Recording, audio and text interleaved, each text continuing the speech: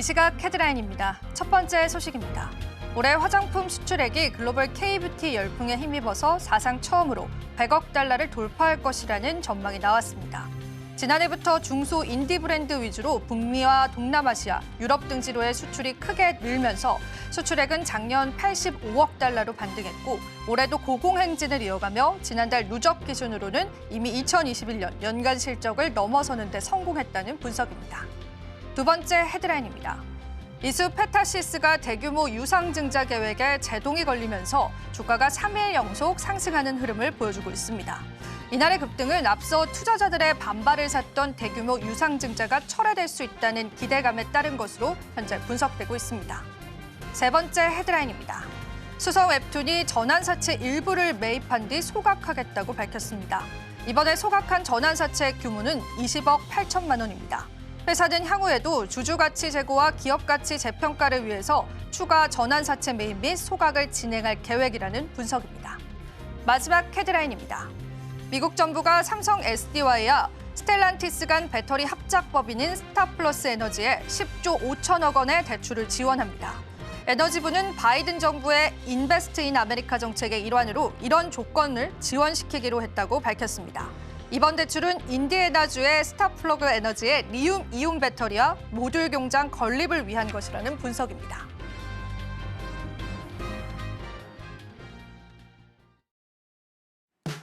시청자 여러분 안녕하세요. 마켓 쇼쇼쇼 진행의 이지영입니다. 자, 여전히 국내 증시는 좋은 흐름들 이어져 오고 있습니다. 간밤에 악재로 작용하지 않을까 우려했던 부분들이 시장에서는 불확실성 해소로 받아들여지면서요. 전반적인 시장의 상승 탄력을 이끌고 있습니다. 외국인들의 선물 규모도 눈에 띄는 흐름인데요. 시장의 환경이 변화된다면 우리는 또 그 시장 안에서 옥석 가리기라는 과제를 수행해야 되지 않을까 싶습니다. 오늘도 저희 방송 통해서요. 여러분들에게 다양한 전략들 함께 해드리겠습니다. 자, 마감 시장 30분 남겨두고 있습니다. 지금 시장 어떻게 흘러가고 있는지 종목별로 우리 살펴보면서요. 오늘 시장의 흐름들 저와 함께 짚어보시면 좋으실 것 같습니다. 자, 오늘 시장은 역시나 빨간불이 만연한 시장이죠. 시장에 짚고 가야 할 이슈들도 상당히 많았는데요. 자, 오늘 일단은 금융주 쪽으로 한번 눈을 돌려보겠습니다. KB금융과 신한지주, 삼성화재도 7%가량 상승하면서 금융과 보험업종들의 상승이 좀 눈에 띄는 시장입니다. 금융주 전반적으로 외국인들의 매수세가 다시금 포착이 됐습니다. 배당에 관한 기대감들 역시도 시장의 투심을 끌어올렸다라고 보시면 되고요.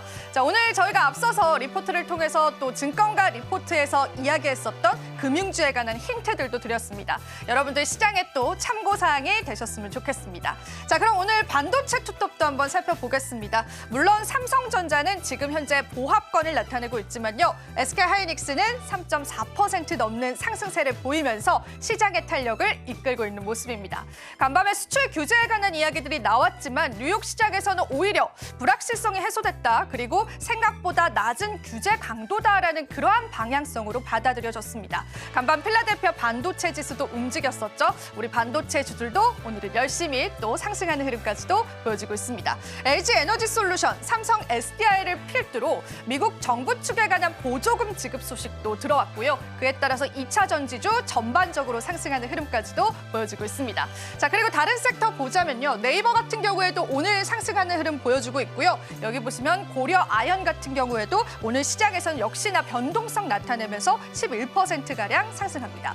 간밤에 뉴욕 시장에서의 국채금리도 하락을 했는데요. 그렇다면 제약바이오주들에게는 어떤 영향력들로 풀이되고 있을까요? 삼성 바이오로직스는 오늘 쉬어가는 흐름이고요. 셀트리온과 또 일부 제약주들은 오늘 시장에서 상승합니다. 자, 그리고 알테오젠 지금 현재 구간에서 8.4% 상승세 시현하고 있는데요. 기술 이천 소식들 여전히 전해지면서 오늘 시장의 훈풍을 돌고 있는 모습까지도 확인되고 있습니다. 자, 전반적으로 오늘 시장이 또 앞으로의 시장만 같았으면 좋겠다라는 생각이 드는 시점인 것 같습니다. 그리고 또 이 매배는 없지만 화장품 관련주들도 오늘 시장에서는 계속되는 상승세 시현하고 있다라고 보시면 되겠습니다. 자, 이렇게 또 기분 좋게 시장을 저희가 전하게 됐는데요. 또 앞으로 또 저희 방송 통해서 여러분들 다양한 전략들 얻어가시면 좋겠습니다. 또한 저희 방송에서 제공해드리는 정보는 투자 판단에 대한 조언일 뿐입니다. 가치 판단과 상승 하락 보장하고 있지는 않다라는 점 다시 한번 유의 부탁드리도록 하겠습니다. 자, 그럼 이제 마감 시장까지 저희와 함께 전략들 챙겨보시면서요. 내일 시장의 힌트들 여러분들 얻어가시면 되겠습니다. 오늘 함께해 주실 분 바로 소개해드리겠습니다. 기업공시연구소의 변영인 대표님 함께해 주셨습니다. 대표님 안녕하세요. 네, 반갑습니다. 네, 오늘 시장 어떻게 보시는지 일단 이야기 들어보겠습니다. 네, 간만에 우리가 원했던 시장의 흐름들이 좀 나와줬는데 오늘 코스닥, 코스피와 코스닥 모두 다 외인의 귀환이 좀 눈길을 좀 끌었는데 지금 오후장 후반에서 외인 수급이 좀 더 그 강도가 좀 더 높아진 흐름들을 보여주고 있어요. 코스피가 지금 4,785억 그리고 코스닥이 2,137억 순매수를 하고 있는데 우리가 11월 1일 기점부터 보면 외인 수급이 굉장히 좀 불안했거든요. 맞아요. 수급은 좀 이탈됐고 제한된 유동성이 오히려 해당된 노이즈 이슈가 시가총액 상위 종목들 위주로 오히려 이 투심을 좀 억제시키다 보니까 지수의 어떤 조정 사유로 좀 작용했었고 오늘의 외인 수급의 어떤 유입들은 좀 긍정적이긴 하지만 이 부분이 확실하게 외인이 방향성을 좀 잡았다라고 보기에는 다소 좀 어려운 부분들 아직까지 미국발 정책 노이즈 관련된 이슈가 아직은 좀 남아있다는 점에서는 조금 더 좀 주시를 해볼 필요가 있다. 다만 우리가 좀 기대할 수 있는 이 부분들은 저희가 뭐 지난 시간에 좀 말씀을 드렸어요. 네. 우리가 2016년도에 미국 증시, 한국 증시의 어떤 코스피 지수의 어떤 흐름들과 좀 비교해봤을 때 11월보다는 12월 그리고 12월 기점부터 수급의 어떤 유입으로 인해서 점진적으로 향후 한 2, 3개월간은 우상향했던 흐름들 좀 감안을 했을 때 우리 증시도 지금 확실하게 좀 낮아진 전반적인 어떤 주가의 어떤 레벨 다운을 좀 고려를 해보면 지금부터는 우리도 대형주 중심의 어떤 매수의 기회로 오히려 좀 포트폴리오를 좀 재편하는 그런 관점에서 우리도 좀 고려를 좀 해야 되는 시점이 아닌가라고 보고 있습니다. 좋습니다. 자, 외국인 지수에 관한 탄력들도 계속해서 높아지고 있다는 부분들이 굉장히 눈에 띄는 것 같습니다. 대표님, 오늘 시장에서 굉장히 다양한 섹터군들이 또 상승이 나와주고 있잖아요. 그래서 사실은 오늘 시장에 재료 정말 많다. 저는 이런 생각 들었는데 네.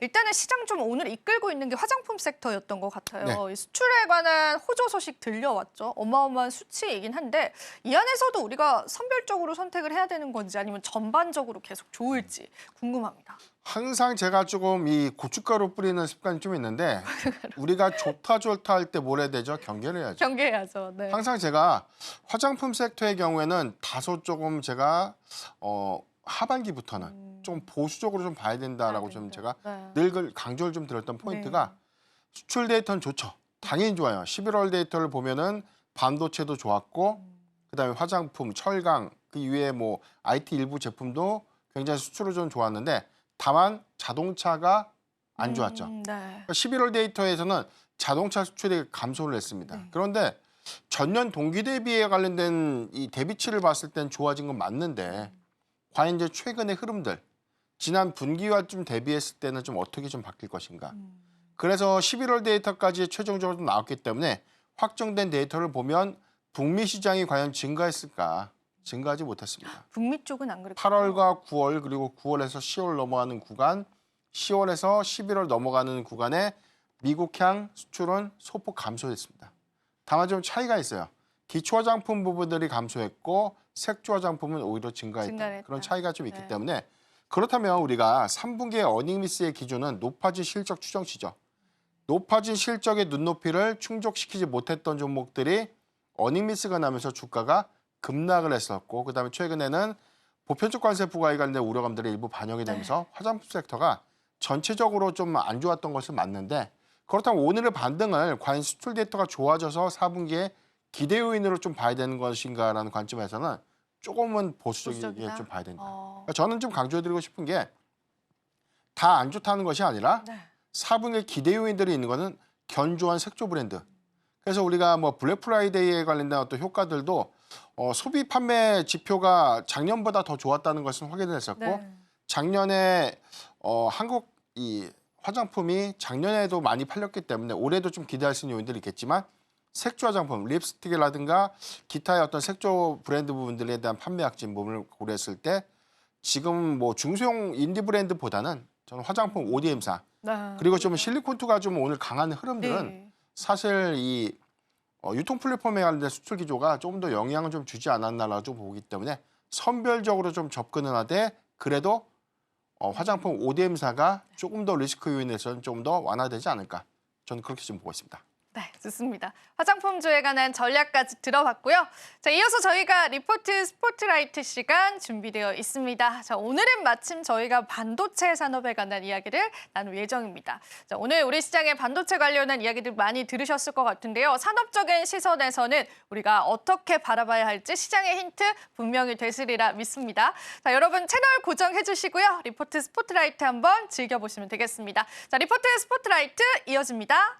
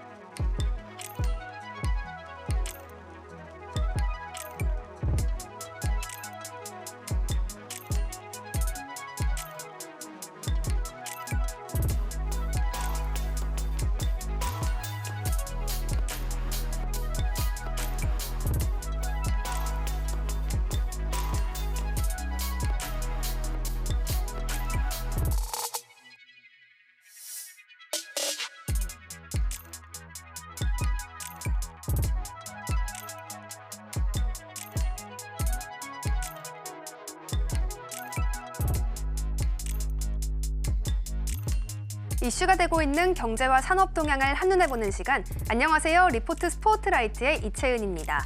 그동안 업황 악화 우려와 함께 이 트럼프발 수출 불확실성까지 이어지면서 반도체 업종 참 힘든 시간 보내기도 했습니다.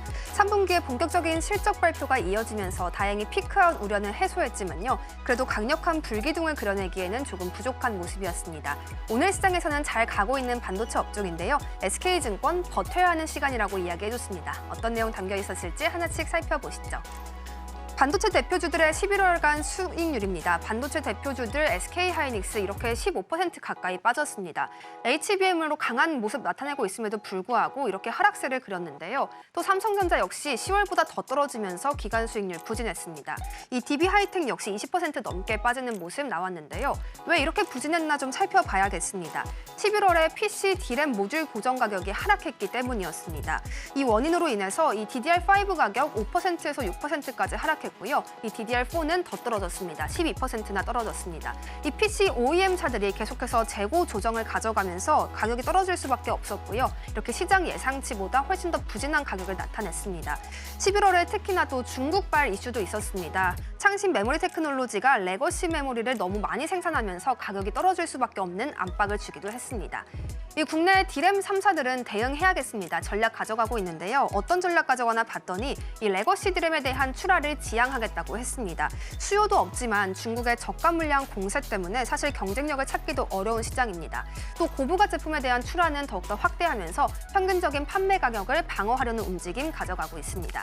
이러한 전략과 함께 메모리 업종들 체질 개선 이어가야겠습니다. 그 포인트 4가지 짚어드리겠습니다. 이 D램 3사는 증설을 좀 지양하고 있는 움직임입니다. 충분한 수요가 확인되기 전까지는 섣부르게 설비를 증설하지는 않겠다라고 했고요. 또 레거시에 대한 출하 지양과 함께 생산 능력에 대한 비중도 축소해가면서 설비 유지 비용 감소시킬 수 있는 전략 가져가고 있습니다. 또 HBM이 계속해서 강세를 보이고 있기 때문에 이 미래를 바라보면서 이어가는 신규 공정인 선당 공전 계속해서 강세 보이는 모습입니다. 또 중국의 창신 메모리 테크놀로지는 계속해서 레거시 D램을 중심으로 생산 이어가고 있기 때문에 오히려 국내 기업들과는 포트폴리오의 차별화를 가질 수 있다는 점도 하나의 포인트가 되겠습니다. 2025년 2분기에 메모리 업종 변곡점이 올 수 있겠다는 것이 오늘 리포트의 포인트였습니다. 어떤 내용들로 인해서 이 변곡점을 바라봤나 했더니요. 2024년에 이 재고를 소비자 대상으로 해서 조정해왔는데 이 부분이 2025년 2분기의 결과값으로 나올 것이다라고 했습니다. 또 2025년 2분기를 앞둔 그 직전 분기 1분기에는 수요는 부족한데 재고는 과잉한 최비수기가 올 수 있다. 이 부분만 견딘다면 2025년 2분기에는 변곡점 맞이할 수 있다라고 바라봤습니다. 또 2025년 2분기부터는 2026년에 대한 HBM 계약 시작할 수 있다. 이 부분이 또 실적으로 반영될 수 있다는 점까지 함께 짚어줬습니다. 메모리 업종의 전망까지 함께 보시겠습니다. 단기적으로 수요를 끌어올리거나 실적을 끌어올릴 만한 모멘텀은 부재한 상황입니다만 그래도 2025년 2분기에 분명히 변곡점 시작될 수 있을 것으로 봤고요. 또 고부가 제품에 대한 경쟁력, 실적 개선세로 이어질 수 있겠다라고 했습니다. 탑픽은 SK 하이닉스였습니다. 2025년 1분기에 잠시 영업이익률 꺾일 수 있지만 그래도 전체적인 우상향 추세 이어질 것이다라고 바라봤습니다. 반도체 업종 계속해서 관세 영향들도 받아가면서 많은 변동성 가져가고 있지만 그래도 다양한 요인을 보면서 투자하면 좋겠습니다. 그 부분은 전문가님과 함께 가져가시죠. 지금까지 리포트 스포트라이트의 이채은이었습니다.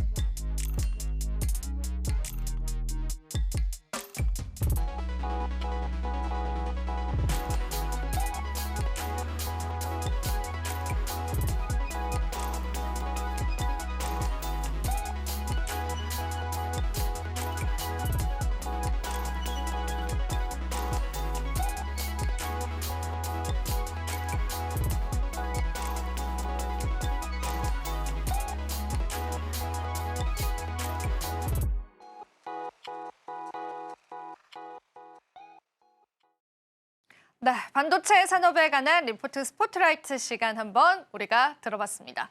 대표님께 한번 이야기를 들어보고 싶습니다. 이 산업에 관해서 고일지 홀드일지 아니면 스탑일지 어떻게 보실까요?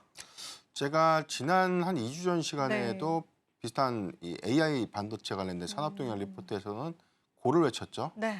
그런데 이번에는 저는 홀드 홀드 의견이 좀 되는데 이게 부정적인 홀드라기보다는 네. 단기적인 상승폭이 확대될 수 있을까라는 관점에서 조금은 좀 지지부진한 그러니까 상승폭이 좀 크기보다는 제한된 상승폭이 조금은 이어지지 않을까라는 판단이고요. 이 부분은 우리가 좀 익히 알고 있었던 것처럼 최근에 노이즈 시가 너무 강합니다. 첫 번째가 미국의 칩스법 반도체 보조금을 준다고 해서 미국에 많은 투자를 했더니 트럼프 집권 2기가 좀 들어서면 해당되는 내용을 없앨 수도 있다. 네. 그러니까 폐지하는 것까지는 좋은데 최근에는 인스트림 안에서는 뭐 이미 지급한 보조금도 환수 조치해야 된다라는 어떤 강경한 메시지가 네. 전체적인 어떤 우려감으로 좀 작용을 했었고 네. 다만 현재 지금 바이든 행정부에서 임기 안에 뭐 빨리, 약속했던 네. 보조금의 협상을 마무리하고 최대한 지급하겠다라는 부분들은 맞아요. 아직 좀 기대할 수 있는 요인이다. 최근의 하락은 사실 뭐 칩스법 관련된 노이즈가 좀 컸다라고 볼 수 있겠고 지금 전체적으로는 뭐 TSMC가 협상 마무리를 했고 미국의 뭐 중소형 반도체 기업 한 3곳 해가지고 인텔까지 5개 기업이 현재 완료가 됐습니다. 네. 다만 우리가 최근에 우려감으로 좀 부각됐던 부분이 인텔의 경우에는 기존에 약속했던 반도체 보조금보다는 좀 많이 삭감이 됐던 부분들. 그래서 저는 그래도 좀 기대할 수 있는 요인이 삼성전자, SK하이닉스가 12월 안에 해당되는 어떤 보조금 협상의 어떤 마무리 여부가 좀 중요할 것 같고요. 여기서 일부 좀 삭감이 된다고 하더라도 해당되는 노이즈가 좀 완화가 된다면 일단 불확실성들은 소폭 좀 완화되는 어떤 그런 기대 요인들을 주목해 볼 필요가 있지 않나 그렇게 좀 보고 있습니다. 홀드 의견을 주셨는데 사실 뭐 반도체 칩스법에 관한 우려감들이 있습니다. 앞서서도 말씀해 주셨지만 인텔은 보조금을 받았는데 애당초 약속했던 금액에 못 미치는 걸 받았거든요. 그럼 그게 삼성전자와 하이닉스에게도 똑같이 적용되거나 혹은 아예 받지 못하는 상황까지 올 수 있다는 건 반도체 산업을 떠나서 기업의 악재가 또 될 수도 있겠어요. 그렇죠. 일단 뭐 이 세공제액이 크기 때문에 네. 해당돼서는 우리가 2차 전지 섹터를 좀 우려했던 부분들이 우리가 3분기 실적, 네. 특히나 배터리셀 3사의 실적 보면 특히나 LG 에너지 솔루션은 AMPC를 제외하면 적자죠. 그렇다면서요. 이 부분이 네. 보조가 됐기 때문에 흑자를 좀 이룰 수 있는 부분들이기 때문에 맞아요. 세공제액들이 굉장히 좀 크다는 차이가 좀 있었고 다만 우리가 기대할 수 있는 요인들은 이게 사실 뭐 미국 안에서도 네. 우리나라만 특혜를 보는 것이 아니라 미국 기업, 마이크론이라든가 인텔 같은 기업들도 최대한 이 반도체 보조금에 관련된 어떤 협상안들은 굉장히 좀 중요한 어떤 이 포인트가 좀 될 수 있기 때문에 해당되는 부분들이 좀 극단적인 방향까지는 좀 가지 않을까. 다만 이제 이후에 워낙 뭐 말뒤집기를 좀 잘했던 트럼프 행정부에서 향후에 어떤 정책 변화는 우려되는 부분도 좀 있지만 네. 그래도 지금 단기의 어떤 리스크 요인들을 좀 완화시키기 위해서는 뭐 협상안이 어떻게 좀 되고 있고 최종적으로 반도체 보조금 관련된 내용들이 어찌됐든 좀 마무리가 좀 되어야 되지 않을까라고 좀 보겠고요. 네. 두 번째는 오늘 뭐 나왔던 뭐 반도체 규제 부분은 사실 뭐 저는 그렇게 크다라고 좀 보지는 않아요. 그래요? 어떤 면에서요? 미국에서는 사실 이 반도체 이 규제 관련돼서 핵심은 지난번부터 좀 강조되었던 게 중국에 관련된 AI 칩을 활용해서 다양한 산업군에 의해서 위험 요소를 제거하겠다라는 게 미국의 빅픽처였기 때문에 사실 이런 부분에 대한 연결선상인데 최근에 조금 우려감이 됐던 게 하나가 있었죠. 네. 일부 반도체 장비에 관련된 규제를 일부 완화할 수 있다. 그러니까 중국에 공급되고 있는 반도체 규제를 일부 좀 완화하거나 제재 대상 리스트의 일부를 좀 완화하겠다. 이런 부분들이 뭐 ASML 같은 기업들, 뭐 일본의 반도체 장비 기업들이 주가가 좀 올라가는 좀 계기로 좀 작용을 했는데 이게 우리나라는 어제 같이 빠졌어요. 그러니까 그런 차이가 좀 있었기 때문에 전혀 낙수 효과를 좀 보지 못했던 측면들이 있었고 두 번째는 오늘 해당되는 이슈가 좀 있다고 하더라도 사실 노이즈로 좀 작용됐던 게 삼성전자가 중국에 공급되고 있는 반도체 규제 부분으로 인해서 수익이 급감할 수 있다는 우려감 30%, 때문에 그죠? 오늘 시초에 네. 좀 약세인데 네. 이게 VEU라고 오늘 뭐 방송에서 만들어서 좀 알 겁니다. 네. 내용이 뭐냐면 사전에 승인한 기업의 경우에는 별도의 허가 조치 없이 수출할 수 있어요. 그러니까 이미 VEU 조치를 삼성전자, SK하이닉스가 득했죠. 그러니까 이런 요건들은 좀 자유롭기 때문에 시장이 너무 과도하게 좀 반응을 했다. 그래서 오늘 초반 대비해서는 뭐 SK하이닉스가 좀 상승폭이 확대됐던 점, 뭐 삼성전자는 낙폭을 좀 축소했던 계기로 좀 작용한 것이 아닌가라고 보고 있습니다.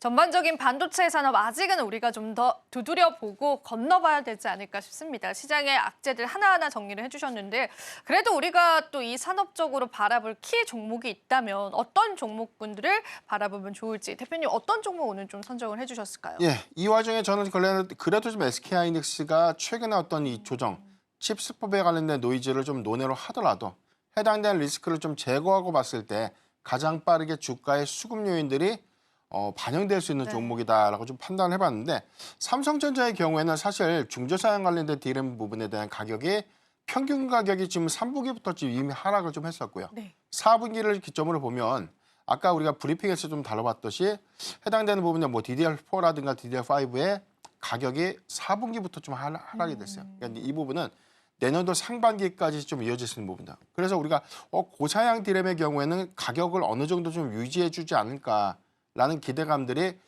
일부가 좀 쇠퇴가 된 점, 이 부분은 내년도 1분기의 실적 우려감으로 일부는 좀 작용했다라고 볼 수 있겠고 이런 관점에서는 AI의 견조한 수요가 지속된다는 가정 그리고 블랙일 양산이 4분기부터 이제 시작이 됐죠. 여기에 공급되고 있는 최근에 뭐 양산 관련된 뭐 결함 이슈가 좀 일부는 있지만 출하가 좀 정상적으로 좀 진행되는 과정을 좀 봤을 때 그리고 11월 반도체 수출 데이터가 또 사상 최대치를 좀 기록한 점을 좀 봤을 때 4분기 실적 추정치는 그래도 저는 좀 상향해서 좀 봐야 되지 않을까라고 좀 볼 수 있겠고 IT 수요가 좀 부진했기 때문에 레거시 반도체 부분은 실적이 감소 요인이 있겠지만 AI 반도체의 경우에는 오히려 이 공급량이 확대되면서 양극화가 좀 심해진다는 관점은 내년도 상반기까지 이어진다는 관점에서 SK하이닉스의 기회로 좀 작용을 하지 않을까라고 좀 판단해 보겠습니다. 지금 우리가 블랙일 양산 칩에서 뭐 내년도 한 1분기 내지 2분기부터 B300이라고 부릅니다. 블랙일 울트라 칩이 있는데 여기서는 HBM3 12단 모델이 SK하이닉스가 이제 본격적으로 좀 공급을 하죠. 그러니까 초기 출하 부분에서는 공급 단가가 좀 더 상향될 수 있는 부분들은 그쵸. 이익 기조로 좀 이어질 수 있는 점, 이게 SK하이닉스의 실적 기대 요인으로 좀 우리가 바라볼 수 있겠고, 다만 우리가 내년 1분기에 범용 반도체 부분의 실적 훼손을 과연 AI 반도체가 얼마만큼 상쇄를 해줄 시켜줄 수가 수 있을까? 있을까? 이게 좀 체크 포인트인데 과도한 우려보다 완화된 실적이 나와준다면 정말 리스크 해소 관점으로 그러니까 리스크가 좀 해소됐다기보다는 완화 관점에 대한 기대 수급들이 조금 더 유입될 수 있는 가능성을 좀 더 주목해 볼 필요가 있지 않나라고 좀 말씀드렸습니다. 사실 이제 많은 또 리포트를 보더라도 이 HBM에 한해서는 SK하이닉스의 경쟁력은 계속 가져갈 것이다라고 보더라고요. 근데 말씀해주신 것처럼 단지 이 레거시 반도체 쪽에 가는 실적 악화가 말씀해주신 것처럼 상쇄해줄 수 있느냐가 좀 키포인트가 될 것 같은데 그래도 단도직입적으로 여쭤보자면 삼성전자보다는 네. 하이닉스가 희망이 더 있다 이렇게 보시나요? 한편에서는 삼성전자를 제가 항상 좀 많이 강조드렸던 원인은 사실 고점 대비에서에 대한 낙폭이 컸다 이 부분보다 지금 뭐 PBR 단 네. 그다음에 최근 뭐 우리가 이전 저점이었던 49,900원대를 보면 네. 이게 8년간 주가 최저치죠. 네, 맞아요. 당시의 상황과 PBR을 좀 비교했을 때도 0.9배 미만이었죠. 지금도 PBR이 좀 높은 수치다라고 좀 저는 보지는 않기 때문에 다만 해당된 노이즈가 삼성전자의 전반적인 악재로 좀 작용을 했었고 자사주 취득 효과가 수급 반등을 이끌었지만 최근의 조정은 역시나 미국의 네. 정책 불확실성들이 좀 확대됐던 그런 측면들이 아직까지 수급 관점에서는 SK 하이닉스보다는 좀 불리한 요건이 아닌가. 그러니까 저는 두 종목을 같이 봐야 되지만 일단 단기적인 기대 요인이라든가 실적 관점에서는 SK 하이닉스를 좀 봐야 될 것 같고요. 전반적인 PBR, 외형 가치의 어떤 하회, 주가의 어떤 레벨 다운을 고려했을 때는 삼성전자도 좀 대안이 되지 않을까라고 좀 보시기 때문에 두 종목은 조금 바라보는 뷰가 좀 약간은 좀 다르지 않나라고 좀 보고 있습니다. 다른 뷰로 또 바라봐야 하기 때문에요. 우리가 또 반도체 투톱 관련해서 여러분들 해답이 좀 되셨으면 좋겠고요. 그럼 대표님, 저희가 이제 반도체 산업 이야기를 해봤다면 앞서서도 정책적인 불확실성을 가지고 있는 게 또 2차 전지 쪽이잖아요. 그쪽에 관해서 근데 오늘도 삼성 SDI 쪽으로의 이제 보조금 대출 지급에 관한 소식도 들려와서 미국 쪽에서는 빠르게 처리를 해주려고 하는 움직임들은 네. 보이거든요. 근데 2차 전지 쪽은 어떻게 보실까요? IRA 그다음에 가장 중요한 게 전기차 보조금을 과연 폐지를 할 폐지할 것인가. 것인가. 근데 미국의 완성차 업체 빅5가 반대 입장을 냈고 행정부에 계속해서 이 청원을 넣고 있죠. 근데 네, 이 맞아요. 부분을 극단적으로 좀 가져갈까라는 해석은 저는 아직까지 의문이 있어요. 의문입니까? 왜냐면 지금 우리가 이 AMPC, IRA 세액 공제를 가장 많이 받는 이 전기차 투자 지역, 이 부분이 러스트 벨트 지역입니다. 그러니까 전통적인 공화당의 텃밭 지역이기 때문에 해당된 경기를 위축시킨다? 현재 투자가 완료된 것이 아니라 투자의 선행 조건으로 IRA 세액 공제를 통해서 투자를 확정진 것이죠. 그렇다면 현재 투자가 좀 진행이 좀 되고 있는 상태에서 해당된 세액 공제 규모를 축소한다? 저 같으면은 사실 투자 규모를 저는 일부 좀 조정을 할 것 같아요. 가뜩이나 팔리지 않은 전기차, 캐즘이 지속되고 있는데 예상됐던 투자의 계획을 자꾸 어떤 IRA의 어떤 규정에 의해서 뭐 보조금이 최종적으로 폐지되거나 축소되는 어떤 리스크 요인들이 좀 있다면 이 부분은 사실 뭐 미국 안에 이해관계와 좀 맞물려서 좀 다시 한번 좀 고려해야 되는 어떤 저 부분이 좀 아닌가라고 좀 볼 수 있기 때문에 2차 전지에 관련된 노이즈는 조금 더 좀 지켜봐야 되지만 좀 잠정적인 리스크는 아직 남아있다는 관점에서 조금 우려스러운 부분이 있죠. 그러니까 다만 해당되는 우려감들이 이전 저점을 또 깨고 또 깨다 보니까 사실 상당한 반영을 이뤘는데 IRA 관련된 정책들은 1월 달에 이제 트럼프 집권 2기가 좀 정식적으로 취임되고 난 이후에 정책이 현실화되는 그런 구간에서의 오히려 해당되는 내용들에 대한 불확실성이 한 번쯤은 더 부각되지 않을까라고 보셨기 때문에 저는 소재 사업보다는 미국 내 이 합작 공장을 현재 좀 주고 있는 뭐 LG 에너지 솔루션, SK 삼성 뭐 이런- SDI라든가 네. SK 이노베이션, 배터리셀 3사의 경우에는 오히려 이 IRA에 관련된 어떤 정책 변화가 단기간에 좀 노이즈가 좀 될 수도 있겠다. 좀 판단해 보겠습니다. 그러니까 미국 내 생산 기지를 가지고 있는 기업들 위주로 우리가 리스크를 체크를 해봐야겠네요. 네. 그런 부분들까지도 여러분들 챙겨보시면 좋겠고, 그래도 뭐 시장에서는 워낙 이제 낙폭 과대다라는 인식들은 조금 있는 것 같아서 최근 주가 흐름은 또 그렇게까지 나쁘지는 않은 흐름인데 여전히 그래도 보수적으로 봐야겠죠. 미국과 이제 유럽 기조가 좀 달라졌죠. 네. 그러니까 미국의 경우에는 그동안 우리가 2024년도 상반기까지만 놓고 봤을 때는 유럽의 경우에는 전기차 출하량이 거의 한 평균적으로 23%에서 2분기 기준에서 제가 한 30% 정도, 38% 정도 감소가 됐었고 미국의 경우는 2분기까지 그리고 3분기까지에서도 전기차가 그래도 플러스권을 좀 유지했다는 데 차이가 좀 있어요. 그러니까 그렇다면 전기차 캐즘의 경우에는 유럽발 영향이 좀 가장 컸고요. 이 부분은 전기차 보조금을 폐지하면서 여기에 관련된 판매량이 어떤 감소됐던 원인데 그리고 중국 저가 전기차가 유럽에 좀 많이 공급됐던 그런 요인들이 사실 이 영향으로 좀 작용을 했다라고 좀 보는 게 맞을 것 같은데 내년도의 전망치는 좀 달라지고 있어요. 그러니까 유럽의 경우에는 탄소 중립 정책이 내년부터 이제 규제가 좀 더 본격화되는 부분들. 그래서 전기차의 초기 공급량들이 좀 더 증가될 수 있는 부분들. 그리고 영국과 독일이 전기차 보조금에 관련된 부활 여부를 좀 검토를 좀 하고 있는 점. 그리고 노스볼트가 파산 보수 신청하고 나서 지금 유럽의 경우에도 사실 유럽 안에 있는 기업들에 대한 영향력들은 굉장히 좀 떨어졌고 이 부분은 중국보다는 한국 배터리 기업의 기회가 좀 될 수 있는 부분. 맞아요. 그렇게 또 해석이 되더라고요. 예, 네. 그래서 저는 다 좋아질 수 있는 부분들, 내년도에 전체적인 전기차 양산 목표량들이 상향될 수 있는 점들 다 좋아요. 올해보다는 실적적인 측면에 내년에 기대인들 더 좋은데 정책 노이즈가 하나 걸리기 때문에 사실 정책 노이즈는 IRA를 차라리 뭐 축소하거나 폐지하거나 해당되는 내용들이 빠르게 좀 결정이 좀 되고 나서 오히려 좀 불확실성을 좀 털고 가면 네. 오히려 리스크 요인이 좀 사라지지 않을까라고 보고 있습니다. 네, 좋습니다. 이렇게 해서 2차 전지 주까지도 저희가 준비를 해봤습니다. 자, 시장을 움직이는 섹터이기 때문에 많은 분들께서 또 궁금해하실 것 같아서 하나하나 이야기들 좀 들어봤고요. 우리가 또 마감 시장 앞두고 있는 시점에서 또 오늘 시장 마무리 지으면서 내일 시장에 관한 전략들까지도 마켓 쇼쇼쇼와 계속 함께해 주시면 감사할 것 같습니다.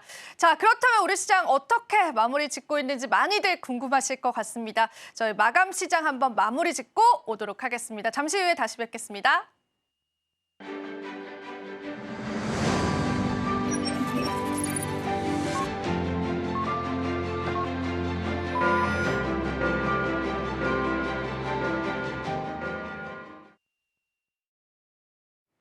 네, 이렇게 해서 오늘 시장 마감 지어졌습니다. 또 대표님과 마감 시장에 관한 이야기도 좀 나눠봐야 될 것 같은데요. 코스닥 지수가 그래도 좀 큰 폭의 상승 보여주기도 했고 외국인 수급도 오늘 포착됐었던 하루였는데 대표님 마감 시장 어떻게 보셨을까요? 네, 전반적인 이 외인 수급의 귀환 이 부분은 굉장히 좀 긍정적이다라고 볼 수 있겠고 코스피가 5장에 오히려 상승 탄력도가 좀 더 좋았던 점 그리고 코스닥의 경우도 2%대 상승 마감을 좀 했다는 점은 최근에 우려감이 됐던 어떤 수급의 방향성들이 일부 좀 오늘을 좀 기점으로 좀 방향 좀 잡아가기 좀 저는 개인적으로 좀 바라고요. 상승 종목 수가 오늘 압도적으로 좀 많습니다. 이 네. 부분은 그동안 못 올랐던 상대적으로 좀 소외됐던 섹터들이 오늘을 좀 기점으로 대다수 좀 반등에 성공했다라는 의미를 좀 우리가 해석을 할 수 있겠는데 가장 뭐 중요한 부분은 시가총액 상위 종목들 권에서는 뭐 오늘 제약바이오 섹터에 대한 수급이 좀 굉장히 좀 인상 깊었고 그다음에 기업 밸류 프로그램에 관련된 뭐 은행주라든가 보험 그다음에 뭐 지주사 일부가 좀 굉장히 좀 강한 흐름들은 12월에 이 코리아 밸류업 지수에 관련된 특별 리밸런싱에 관련된 어떤 기대감들이 일부 좀 반영되는 흐름들 그리고 상법 개정안 관련된 이슈가 아직은 좀 노이즈로 좀 작용을 하고 있지만 해당되는 수급은 배당 성향이라는 관점에 대해서 좀 더 집중을 하고 있지 않나라고 보고 있습니다. 전체적인 어떤 시장 상황들에 대한 특점들은 명확하게 외인의 어떤 수급 방향성들이 앞으로 더 중요하다는 점이 차이가 좀 있고 그다음에 증시 예탁금이 지난주 기점에서 5조 원대 한번 내려갔었어요. 네. 5조 원대 현재는 5조 1천억 원에서 한 5조 2, 3천억 정도로 좀 제가 추정 좀 되고 있는데 해당되는 기조가 명확하게 5조 원대 중후반까지 올라줘야지 지수의 어떤 상승 기대감을 좀 이어질 수 있는데 아직까지 가상화폐 시장에 관련된 어떤 단기 어떤 유동성들의 유입 효과들은 우리 국내 증시에는 다소 좀 부정적인 어떤 영향을 좀 미치겠지만 점진적으로 해당되는 어떤 고가 형성 이후에 뭐 현재 조정을 좀 받는 구간에서는 저가 매수에 관련된 유입 효과도 좀 기대해 볼 수 있겠다라고 좀 말씀드렸습니다. 네, 좋습니다. 오늘 시장 또 저희가 이렇게 마감 지면서요. 오늘 시장에 어떤 섹터군들이 또 시장을 지도했었는지 바로 한번 살펴보겠습니다. 대표님과 함께 이야기 나눠볼게요. 자, 오늘 핫 섹터 첫 번째 섹터부터 전선 쪽에 관한 또 간밤 뉴욕 시장의 이슈가 있었습니다. 그런데 예전 상승폭 대비해서는 조금 네. 아쉬운 부분이 있는데 대표님 이쪽 섹터 앞으로의 전망 어떻게 보실까요? 네, 항상 전선 그리고 전력기기 관련 종목들이 올해 가장 많이 올랐던 건 맞고 작년부터 그렇다면 이제 우리가 실적 기조에서 확인을 했을 때 추가적인 상승 여력이 과연 좀 있을까? 네. 그러니까 전력 인프라에 관련된 투자가 늘어난다는 것은 변압기만 들어가는 것이 아니라 노후 전력망을 교체하는 관점에서 전선의 수요도 계속해서 증가될 수 있는데 다만 관련한 기대감들이 모두 다 반영을 했지만 실적이 과연 그것을 좀 따라왔을까라는 부분에 대한 저는 의문이 있어요. 네. 그러니까 일부 종목들의 경우에는 2분기 대비해서 2분기를 좀 기점으로 실적이 좀 일부 좀 정치됐거나 이익 규모가 좀 감소됐던 그런 종목들이 있었기 때문에 선별적인 접근이 좀 가능하겠다라고 좀 보시겠고 지금 트럼프 집권 2기 관련된 출범에서도 전력 인프라라든가 AIA 관련된 어떤 전력 투자 관련된 네. 수요나 뭐 수혜는 계속해서 좀 이어질 수 있는 점 그리고 지금 3분기 기점에서 누적 수주가 유럽에서도 굉장히 좀 많이 증가되고 있는 부분들은 변압기 관련 종목들, HD 현대일렉트릭이라든가 효성중공업 같은 기업들이 추가적인 상승 기대 효과, 그리고 내년도 그리고 2026년도 초반까지 이어질 수 있는 증설 투자 효과가 실적의 산입으로 좀 이어지면 오히려 저는 외형 가치의 관점에서는 조금 더 기대 요인들은 좀 남아있다고 좀 보시겠고, 전선주의 경우에는 저는 좀 단기적으로만 좀 대응하는 것이 어떨까. 왜냐하면 좀 수익 지표가 예측할 수 있는 안정적인 수준을 좀 가져왔으면 좀 좋겠지만 기대치보다 좀 하회할 수 있는 부분들은 조정의 빌미가 좀 된다는 점을 참고하면 좋을 것 같습니다. 네, 좋습니다. 이렇게 해서 전선주 저희가 마무리 지어보면서요. 그다음 한 섹터 바로 한번 살펴보겠습니다. 두 번째 섹터는 화장품. 역시나 저희가 앞서서도 이야기 나눴죠. 이 수출에 관한 호조 때문에 VT, 삐아 비교적 좀 중소형 관련한 브랜드 쪽으로의 수급이 돌았던 것 같아요. 대표님, 저희가 지금 시점에선 전략 어떻게 잡아봐야 될까요? VT가 오늘 상승한 부분들은 화장품 수출 호조에 관련된 기대 요인들이 있었고 최근에는 이 큐브엔터가 여자아이들과 이 전속 재계약을 좀 체결하면서 어제부터 시간에서 좀 강한 흐름들을 보여줬기 때문에 기대를 좀 더 더했다라고 좀 보는 게 맞을 것 같습니다. 다만 화장품 섹터가 최근에 조정폭이 좀 컸다는 부분들, 맞아요. 이 부분이 수출 실적의 호조 부분으로 입증되면서 기대감으로 좀 형성은 좀 됐지만 이게 좀 장기적으로 지속되기까지는 조금은 필요하다, 과정이 좀 필요하다라고 볼 수 있겠고, 앞서 말씀드린 것처럼 가장 중요한 부분들이 기초 화장품 부분이 아니라 색조 브랜드 부분에 대한 이 양극화가 좀 심하다는 점, 그리고 북미 시장은 정체가 된다는 점, 그리고 상대적으로 최근 3개월간 중국 수출은 둔화가 된 것이 아니라 증가가 됐다는 차이가 있어요. 그렇다면 기대할 수 있는 것들은 첫 번째 화장품 ODM사, 색조 브랜드를 주축으로 하는 기업들의 외형 성장 내지는 미국의 증설 투자 효과가 좀 이어지고 있는 그런 기업들이 3분기보다 4분기 숫자가 좀 잘 나올 수 있겠고, 그런 관점에서 한국콜마, 코스맥스, CNC 인터내셔널 같은 종목. 오늘 CNC 인터내셔널이 강하게 좀 상승을 했는데 최근에 어떤 기대요인들보다 4분기 실적 기대감 그리고 증설 투자 효과가 적용된 시점들을 우리가 좀 고려를 좀 해야 될 것 같고, 여기 더해서는 뭐 전체 매출의 한 75% 정도가 색조에서 좀 일어나고 있습니다. 립스틱에서. 그런 매출 부분에 대한 호조 부분을 우리가 주목해야 될 것 같고요. 두 번째는 중국의 수출 비중이 최근 3개월간 증가가 됐다는 것은 그동안 안 좋다 해서 리스크 요인을 좀 부각됐던 부분이 일부 완화될 수 있는 부분을 우리가 해석을 좀 해야 될 것 같은데, LG 생활건강이라든가 아모레 퍼시픽이 얼마만큼 중국 실적을 중국의 실적 부분을 좀 개선하고 여기 더해서 북미 시장을 얼마만큼 좀 공략할 수 있을까, 이 부분이 좀 관전 포인트가 좀 되지 않을까라고 보고 있고, 중소형 화장품주의 경우에는 선별적인 접근은 좀 가능하겠지만 저는 반등시 매도 접근, 그러니까 좀 일부의 어떤 리스크 요인들, 어떤 이 실적의 양극화 부분을 대응을 좀 해야 되겠다라고 좀 말씀드렸습니다. 네, 좋습니다. 자, 그럼 저희가 바로 이어서 세 번째 섹터도 바로 한번 열어보도록 하겠습니다. 오늘 보험사 그리고 금융사 굉장히 좀 좋은 탄력 나타내고 있는데, 저는 이제 금융주들은 계속 신고가인데도 계속 또 간다라는 부분에서 참 의문이 많이 남거든요. 이쪽 섹터 전반적으로 어떻게 보세요, 대표님? 그동안 우리가 금융, 보험, 증권주 배당은 주는데 배당. 왜 주가 못 올랐죠? PBR이 낮았죠. PBR이 낮았기 때문에 밸류업 지수에 관련된 기대요인들이 향후에 PBR을 정상화시킨다는 기대감 때문에 주가가 사실 올해 좀 올랐던 것은 맞고요. 지금 뭐 금융주의 경우에도 특히나 뭐 대표적인 KB금융이 아직 PBR이 한 배가 안 됩니다. 그렇게 많이 주가가 올랐다고 하더라도 아직 한 배가 안 된다는 것은 추가적인 기대 요인들은 좀 남아있다. 다만 우리가 좀 그동안 어떤 배당 성향들이나 총주주 환원율을 좀 상향 제시했음에도 불구하고 아직까지 추가적인 기대 요인들이 좀 있을까라는 어떤 부분들. 그런데 한 가지 좀 팩트는 앞으로 뭐 높아진 총주주 환원율이 중요한 게 아니에요. 순이익이 많이 나야지 총주주 환원율의 상향만큼이나 우리가 받아가는 혜택이 늘어날 수 있다는 관점에 해석을 좀 해야 되기 때문에 안정적인 이익 기준을 과연 누가 좀 잘 유지할 수 있을까? 그런데 금융주의 경우에는 금리가 점진적으로 인하하게 되면 어떻게 되죠? 여수신금리, 대출 금리가 그렇죠. 대출 금리가 떨어진다는 것은 그만큼 이자 수익이 감소될 수 있는 부분들. 그래서 장기적 관점의 금리 인하는 은행주한테는 조금 불리한 여건들인데 그래도 이런 부분들 좀 상쇄하는 효과들이 12월 뭐 특별 리밸런싱 관련된 어떤 이슈도 있었고 여기도 해서 뭐 EPS라고 해서 우리가 순익 지표 대비해서 예상되는 총주주 환원율을 일부에서 끝나는 것이 아니라 일부 차감한 초과 항목에 대해서 주주 환원율을 좀 더 높이겠다는 그런 의지가 기대 요인을 좀 작용했다는 차이가 좀 있었고, 화재 보험사의 경우에도 사실 금융주에 비해서는 상승 탄력도가 그렇게 좀 많이 반영되지 못했지만 그렇죠. 현재 그런 기대 요인들을 키 맞추기 과정처럼 같이 좀 수급 동조 하에서 좀 이어지지 않나라고 좀 보고 있습니다.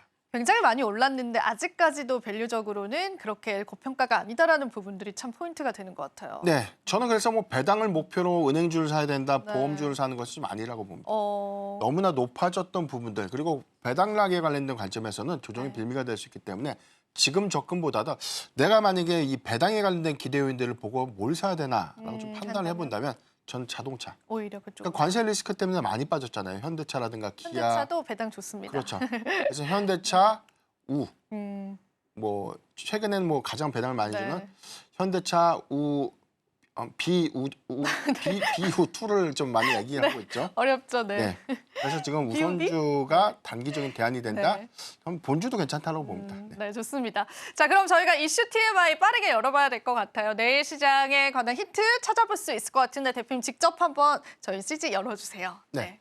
가장 중요한 부분들이 지금 최근에 시장에 화두가 되고 있는 부분들이 바로 AI죠. 아, 그렇죠. AI 관련된 소프트웨어가 작년에 이 AI 산업이 좀 개화되고 나서 굉장히 큰 기대감으로 좀 작용을 네. 했었고 오히려 이 기대감들이 거의 뭐 주가의 광풍 수준까지 좀 이어졌는데 그러고 나서 고점을 형성하고 나서 그렇게 많이 하락을 하고 꽤 오래 기간 동안 좀 조정을 좀 받았기 맞아요. 때문에 AI 섹터가 다시- 이후에 사실 수급 기대감들을 일부 반영했고 최근에 어떤 기대 요인들이 좀 커졌지만 많이 올라왔음에도 불구하고 고점 대비 아직까지 괴리율이 굉장히 좀 크죠.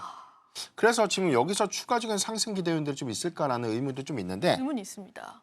일단 뭐 중요한 포인트가 미국의 정책 수혜 기대가 AI 규제가 좀 완화될 수 있는 부분들은 점진적인 산업의 어떤 플랫폼 확장으로 좀 이어질 수 있는 측면들 그리고 투자를 좀 더해질 수 있는 점 이런 긍정적인 기대 효과들이 있고 우리가 약 한 1년 반 정도 AI가 출시되고 나서 가만히 있었던 것이 아니라 기술 고도화를 계속해서 좀 이뤄냈어요. 네. 우리가 생각했던 것보다 상용화 내지는 뭐 서비스화됐던 어떤 일부 AI 플랫폼들이 과거보다는 현재 그래도 많이 꽤 쓸만해졌다라는 어떤 평가들도 좀 나오고 있고 국내 기업의 경우에도 지금 뭐 일부 국한됐던 뭐 오피스나 뭐 특정 영역에 좀 국한됐던 AI 상용화 부분들이 뭐 검색 엔진이라든가 뭐 영상 솔루션이라든가 뭐 기타의 어떤 플랫폼의 영역들이 좀 더 다변화됐던 그런 측면들을 고려해봤을 때 AI 산업이 CS 2025까지 즉 12월과 내년 1월까지 단기적인 어떤 수급 우위는 이어질 수 있지 않을까. 그리고 뭐 12월 한 달간의 어떤 추이를 보더라도 굉장히 많은 AI 이벤트들이 좀 많습니다. 그런 기대 요인들을 좀 주목을 해보면 단기적으로는 수급 방향성들이 좀 명확해진 만큼 관심을 좀 가져도 좋지 않을까. 그런데 이제 뉴욕 증시에서는 AI 소프트웨어 쪽으로의 탄력이 사실은 굉장히 많이 이미 붙은 상태이긴 네네. 하잖아요. 근데 여기에서 우리가 더 갈 수 있는 여력들이 있다라고 보시는 거죠, 대표님께서? 네, 이벤트가 좀 있죠. 마이크로소프트의 경우에도 지금 이번 주에 좀 이벤트 그러니까 일정이 하나 있죠. 일정들이 조금 있죠. 그렇죠. 이제 관련돼서 해당되는 어떤 네. 개발에 관련된 이슈가 좀 있었고 두 번째는 구글이 지난 7월에 이 제미나이 차세대 AI 버전에 관련된 공개를 12월로 좀 예정을 했어요. 네. 거기다가 아직 출시되지는 않았지만 자비스 AI 모델이 이번에 만약에 공개가 좀 된다면 단기 모멘텀이 좀 될 수 있을 것 같고요. 여기에 대해서 뭐 애플이 iOS 업데이트를 하는데 챗GPT를 같이 연동해서 처음으로 좀 적용되는 완성본이 아마 12월에 네. 업데이트가 좀 된다면 해당되는 어떤 기술적인 어떤 요인들 그리고 CS 2025 역시도 화두가 AI가 좀 다시 될 수 있는데 이 부분은 로봇과 연동될 수 있고 기타 뭐 가전이라든가 그렇네요. 확장성을 네. 고려했을 때 AI가 좀 구성되고 있는 부분들은 이번에는 좀 더 구체화될 수 있는 부분의 영역으로 이어지지 않을까. 저는 이 부분을 좀 중점적으로 봐야 된다라고 좀 말씀드립니다. 근데 저는 이제 AI 산업 자체를 놓고 보면은 확장성이 굉장히 큰 것 네. 같아요. 우리가 다양한 산업 분야에 이제 적용을 할 수 있다라는 거잖아요. 웨어러블 로봇 관련해서도 있고 의료 쪽 AI도 지금 시장의 부각을 받았었고 이렇게 산업 확장적으로 봤을 때는 어떤 섹터군들 가장 국내 증시에서는 좀 유명하다고 보세요, 대표님? 국내에서 가장 뭐 유명한 기업들 저는 뭐 여러 가지 뭐 플랫폼도 있죠. 뭐 우리가 최근에 뭐 네이버가 좀 강했고 네이버도 그다음에 뭐 있었고. 카카오도 최근에 뭐 뒤늦었지만 주가가 통신주도. 그래도 네. 좀 강하게 좀 올랐고 여러 가지 뭐 오피스 관련된 부분들 뭐 통신이라든가 맞아요. 그다음에 뭐 문서라든가 뭐 B2B 관련된 모델 네. 다양하게 좀 나눠졌는데 저는 그래도 이게 AI와 아직까지 뭐 직접적인 결합 요건들은 없지만 저는 카페14를 좀 말씀드리고 싶은데 아, 바로 또 저희 나오나요?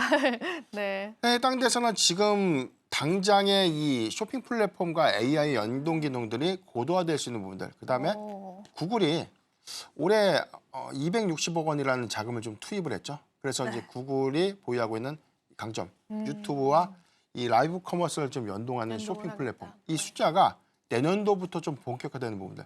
전체 이커머스 시장의 수수료 베이스로 보면 한 1%에서 1.5% 정도만 가져온다고 하더라도 해당되는 영역폭들은 굉장히 좀 클 수 있는 그런 기대 요인들을 좀 주목을 해봐야 될 것 같은데 일단 만들어진 이 쇼핑몰에 관련된 이 플랫폼 그리고 이 해당되는 어떤 UI, UX를 좀 활용해서 일반 사용자가 쇼핑몰을 좀 쉽게 좀 개설할 수 있는 플랫폼들을 좀 만들었던 이 강점들이 좀 있었는데 이번에 3분기 실적의 경우에는 뭐 전년 동기 대비 영업이익 부분에서 한 49% 정도 증가됐습니다. 근데 이분이 유튜브와 연동 효과가 좀 반영되기 이전의 실적이라는 가지고 일단 실적은 턴 어라운드에 좀 성공했다라고 좀 보시겠고 유튜브 실적과 좀 연동된 효과들이 좀 이어질 수 있는 구간인 내년부터는 오히려 실적의 확장성. 그래서 내년도 영업이익의 추정치가 한 70% 정도 더 증가될 수 있는 많이 증가. 그런 기대 요인들을 우리가 좀 주목을 해봐야 되는데 아직 명확하게 숫자로 좀 입증될 수 있는 부분들은 아니지만 그동안 영업 적자 폭들이 좀 더 컸다는 부분들이 올해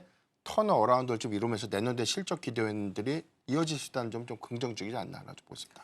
사실 카페24라고 한다면 이제 쇼핑몰 플랫폼 기업이잖아요. 그거 이용해서 저도 뭐 쇼핑몰을 어렸을 때 막 꾸려봤던 그런 기억이 나긴 하는데 실질적으로 이제 구글, 너튜브와의 연동성은 우리가 어떻게 해석을 해볼 수 있을까요, 대표님?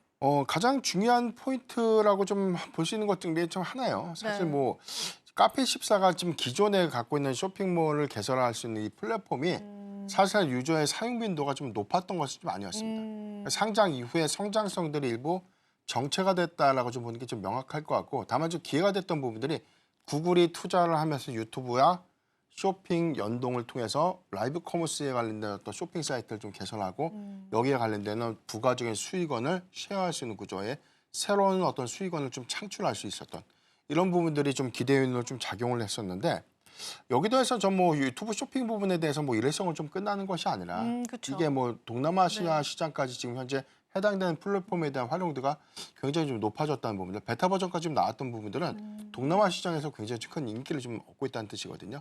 그렇다면 카페24가 한국에서만 좀 국한되는 것이 아니라 동남아시아 시장이라든가 이 플랫폼이 글로벌 시장으로서의 어떤 확대로 좀 이어지게 된다면 외형 성장 관점에서 좀 긍정적일 수 있는 부분들 그리고 여기도 해서 AI 모멘텀과 관련해서는 구글이 현재 AI 모델의 이 기술 고도화를 좀 이뤄냈기 때문에 쇼핑 연동 효과에 AI를 좀 접목시키는 기술에서는 카페24도 AI 관련된 수혜가 동시에 좀 이루어질 수 있는 긍정적인 기대 효과도 주목을 해봐야겠다라고 좀 판단해봤습니다. 일단 카페24라고 한다면 AI에 관한 색깔을 조금 더 입기는 해야 되지 않을까 시장에서 그런 생각은 좀 들긴 하거든요. 네. 그렇죠, 대표님. 색깔적인 부분에서는 이미 뭐 구글이 투자를 결정할 때부터 이미 많이 AI 있어졌다. 관련주로는 네. 많이 포함이 좀 됐었고 포함이 됐다. 한 가지 좀 기대할 수 있는 네. 요인들이 카페24가 최근에 수급 동향이 좀 좋아요. 오늘도 그럼요. 어제 조정보다는 오늘도 네. 좀 3%대 좀 상승한 걸 좀 알고 있는데 네. 아직까지 도 내러티브가 좀 가장 좋은 섹터가 좀 AI라는 관점. 그다음에 구글이 아마 약속한 대로 12월에 제미나이에 관련된 차세대 AI 모델을 공개하고 이 모델이 얼마만큼 기술 고도화를 좀 이뤘는지 이게 좀 중요한 체크 포인트가 좀 될 것 같고 자비스의 경우에는 서비스가 좀 연동 효과가 좀 클 거라고 네. 좀 볼 수 네. 있거든요. 그러니까 이 부분에 관련된 공개 기대감들은 마찬가지로 수급이 동조해서 갈 수 있는 부분들. 그래서 구글 관련된 이슈가 좀 부각될 때마다 가장 1등주가 카페24가 좀 되는 그런 흐름들 좀 주목을 해보면 이 부분이 CES 2025까지 관련된 흐름을 좀 잘 타길 좀 바라고 AI 효과, 그다음에 쇼핑몰에 관련된 어떤 이 라이브 커머스의 연동 효과에 관련된 실적 부분들이 내년에 가시성을 좀 갖는 부분들. 세 번째는 해외 시장의 진출 확대 부분에 대한 외형 성장까지 세 가지 포인트를 주목하면 좋지 않을까. 마지막으로 가격 전략만 간단하게 좀 들어보고 저희 마무리 지어봐도 될까요, 네, 대표님? 지금 제가 가격 전략까지는 못 봤는데 오늘 종가 기준이니까 네. 지금보다는 좀 쉬어가는 구간에 저는 매수하는 부분들. 그래서 좀 그런가요? 네. 조정 시점 매수 의견 좀 제시를 좀 해드리고 가격 관점에서는 지금 한 추가적인 상승 여력과 좀 기대 요인을 감안해 있을 땐 저는 한 20% 정도를 좀 추가해 보면 한 41,000원까지 오늘 종가 기준 대비해서는 한 41,000원에서 한 42,000원까지를 단중기 목표가로 좀 제시를 해드리겠습니다. 이탈가 정도는 한 27,000원 선이 좀 적정한 좀 이탈가 좀 될 것 같은데 추세적으로 좀 단기에 많이 과열이 됐기 때문에 많은 비중보다는 적은 비중에 쉬어가는 구간에 우리가 좀 분할 매수 관점으로 좀 접근은 용이하지 않을까라고 좀 판단해 보겠습니다. 네, 가격 전략도 함께 해주셨고요. 마지막으로 저희 또 내일 시장 전략 한마디만 대표님께 들어보면서 한번 마무리해 보겠습니다. 네, 외인의 수급 방향성들이 좀 정해졌다는 점은 네. 굉장히 좀 긍정적이다라고 좀 볼 수 있겠고, 다만 외인의 기한이 과거 2016년도에 관련된 차트 지표와 좀 유사한 흐름으로 좀 이어진다면 저점을 확인을 했다. 저는 이건 좀 긍정적이다라고 보는데, 한 가지 네. 노이즈 이슈가 네. 미국의 정책 불확실성들이 아직은 있다. 해소되지 못했다. 아. 이게 공교롭게도 주도주의 발목을 잡고 있죠. 칩스법, 그다음에 IRA, 네. 전기차 보조금 폐지. 네. 그러니까 이런 어떤 불확실성들 좀 해소되는 구간들을 오히려 학습 효과로 인한 점진적인 수급 기대로 조금 더 주목을 해보자라고 좀 정리를 해드리겠습니다. 네, 오늘 긴 시간 동안 시장 전략 잡아주셨습니다. 대표님께 인사드리면서 보내드릴게요. 대표님 오늘도 고맙습니다. 마지막으로 본 방송에서 제공해드리는 정보는 투자 판단에 대한 조언일 뿐입니다. 가치 판단과 상승 하락 보장하고 있진 않다는 점 다시 한번 유의 부탁드립니다. 저희는 내일 시장에 더 알찬 정보들로 찾아뵙도록 할게요. 여러분 오늘도 시청해주셔서 고맙습니다.